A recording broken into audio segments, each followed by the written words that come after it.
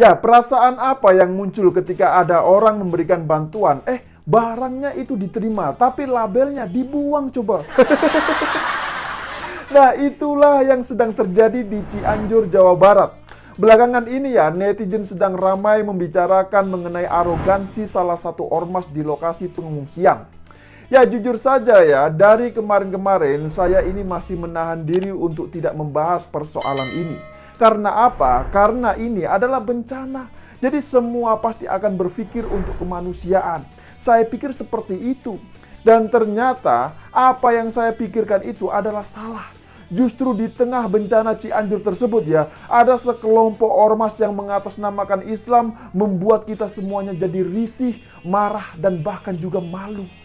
Ya, sekarang coba saja bayangkan ya, mereka dengan bangganya ini mencopoti label-label yang ada di tenda-tenda bantuan dari pihak gereja.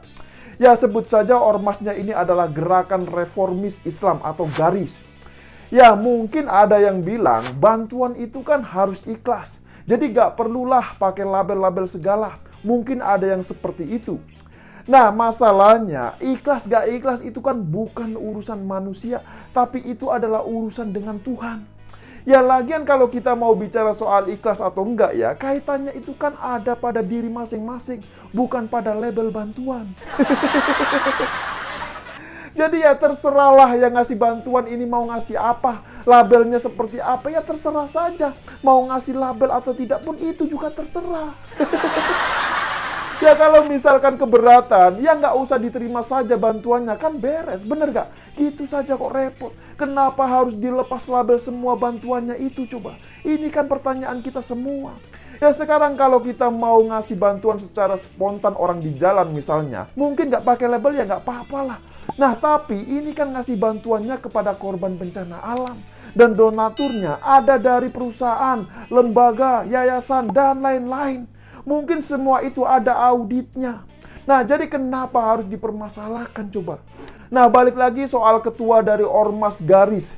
Nah jadi ya ketua Ormas Garis ini adalah bernama Lucky Permana.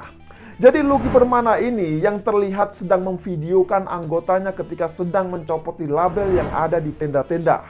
Nah, dalam video yang viral di media sosial ya, Lucky Permana terlihat sedang merekam sambil tertawa. Lah ini apa nggak biadab coba? Coba saja bayangkan. Dan akibat pencopotan label-label tersebut ya, maka semua tenda pun ini menjadi bocor ketika hujan mengguyur lokasi korban pengungsian. Ya beginilah kalau beragama tanpa menggunakan akal. Akhirnya apa? Akhirnya masyarakat pun banyak yang menjadi korban, banyak yang dirugikan. Nah kalau sudah begini, saya jadi curiga, apa jangan-jangan mereka ini gak punya otak semua? Dan yang membuat saya gak habis pikir lagi adalah, masih saja ada pihak-pihak yang menyalahkan pemberi bantuan coba. Lah ini kan aneh sekali kalau menurut saya. Ya coba bayangkan saja, kok bisa ya ada orang memberikan bantuan, tapi yang memberi bantuan tersebut justru yang disalahkan. Lah ini kan aneh sekali, bener gak? Nah alasannya adalah karena bantuannya tersebut ada label gerejanya. Padahal banyak juga ya bantuan yang berlogo dari berbagai ormas dan lembaga lainnya. Dan semuanya itu aman-aman saja, tidak ada masalah. Nah, yang menjadi pertanyaan adalah kenapa ketika ada bantuan dari pihak gereja malah dicopotin labelnya? Lah ini kan aneh sekali, bener gak? Ya ya jangan ada pilih kasih lah.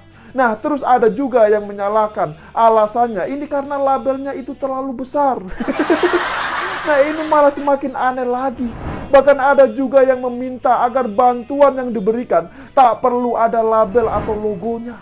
Dan alasannya apa? Alasannya karena Cianjur adalah mayoritas muslim semua. Parah sekali kan? Lah ini kan jadinya absurd sekali kalau menurut saya. Kenapa ya masih ada saja yang membawa soal mayoritas dan minoritas di tengah bencana? Kok bisa-bisanya masih ada yang memikirkan soal begituan? Harusnya ya kita semuanya sebagai bangsa Indonesia sudah selesai bicara soal perbedaan keyakinan. Apalagi di tengah musibah dan bencana alam seperti di Cianjur ini.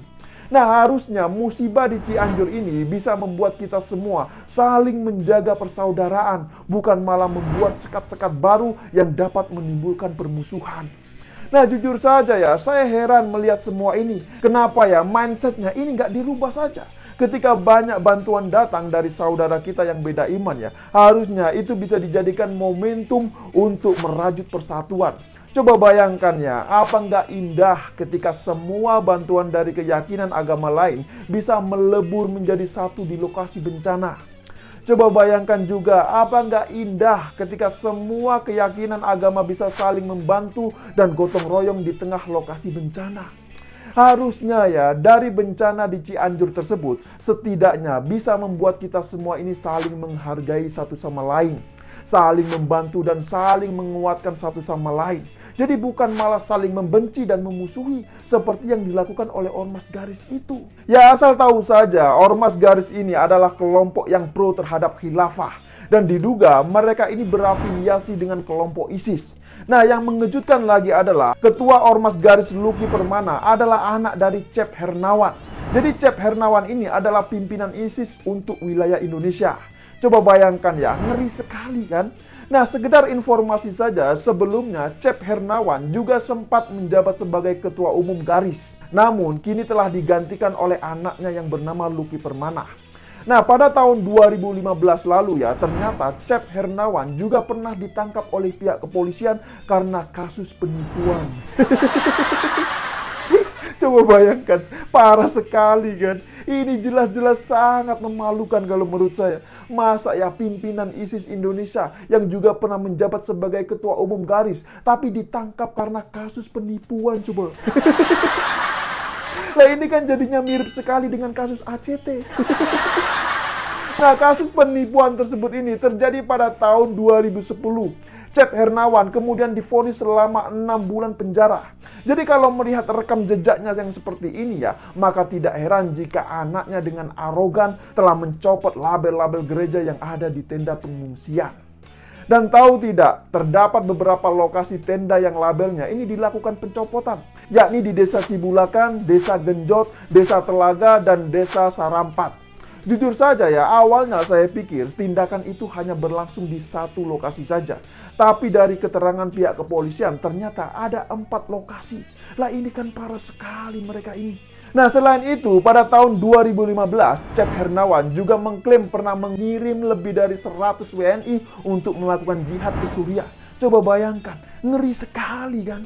Nah sepertinya ya, tabiat buruk Cep Hernawan ini telah menurun kepada anaknya. Ya kita lihat sajalah bagaimana kelanjutan dari kasus pencopotan label bantuan di Cianjur ini. Ya sekedar informasi saja, saat ini ya sudah 5 pelaku dan 2 saksi yang dimintai keterangan oleh pihak kepolisian. Nah pertanyaannya, apakah kasus ini akan menguap begitu saja? Ya mari kita kawal bersamalah. Kita doakan juga ya, semoga pihak kepolisian nanti ya bisa lebih tegas menghadapi kelompok-kelompok intoleran di Cianjur ini, dan khususnya di lokasi bencana. Ya, saya kira demikian dululah opini singkat Okidum kali ini. Pesan saya, jaga terus NKRI. Terima kasih buat yang sudah like dan menonton video ini dari awal hingga akhir, dan sampai jumpa di episode Okidum selanjutnya.